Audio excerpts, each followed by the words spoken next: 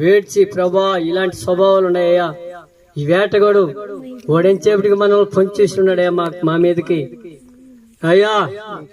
అందుకని ప్రభా ఇదిగో నా తండ్రి మాలో ఉండి బలహీనతలు తీసివేయండి, క్షమించాయని చెప్పి మనం ఏం చేయాలి? రాత్రి దేవుని దగ్గర మొరపెట్టాలా. ఇది భార్య భర్తకు భార్యలు ఎవరు చేసుకున్నా ఆ ఫలితం వాళ్ళదే. హల్లెలూయా హల్లెలూయా.